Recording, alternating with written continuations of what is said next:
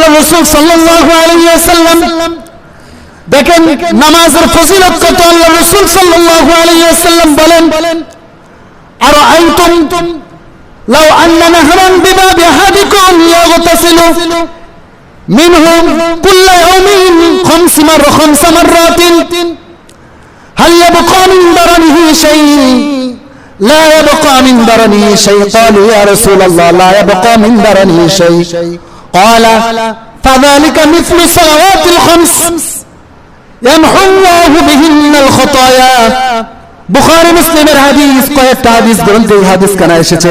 আল্লাহর নবী সাহাবীদেরকে বললেন, ও সাহাবীরা, কোন ব্যক্তির ঘরের দরজায় যদি একটা নদী থেকে নহর থাকে, আর কোন ব্যক্তি যদি প্রত্যেক দিন 5 বার এই নদীতে গোসল করে, তাহলে ওই ব্যক্তির শরীরে কোনো ময়লা থাকতে পারে কিনা? হাল ইয়াবকা মিন দারানিহি মিন শাই, ওই ব্যক্তির শরীরে কোনো ময়লা থাকবে? সাহাবা ক্বালু ইয়া রাসূলুল্লাহ লা ইয়াবকা মিন দারানিহি শাই। আল্লাহ রাসূলের সাহাবীরা বললেন, না ইয়া রাসূলুল্লাহ, ওই ব্যক্তির শরীরে কোনো ময়লা থাকতে পারে না, কারণ 5 বার গোসল করলে আবার ময়লা থাকে নাকি? আরবের লোকেরা তো এমনি গোসল করে 2 দিন 3 দিন 4 দিন পরে, 7টা পরেও গোসল করে। আর ঘামলে ওই ঘামের মধ্যে কি হয় না, গন্ধ হয় না?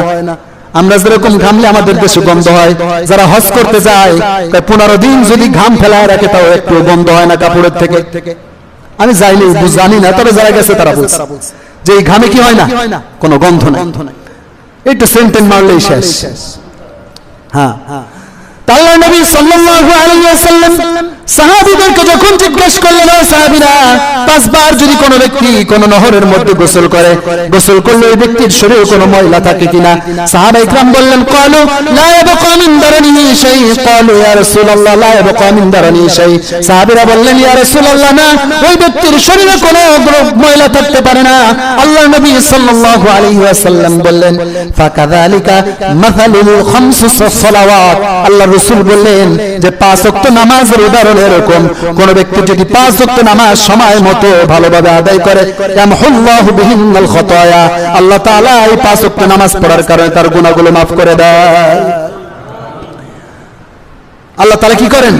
5 ওয়াক্ত নামাজের কারণে তার গুনাহগুলো কি করেন? maaf করে দেন।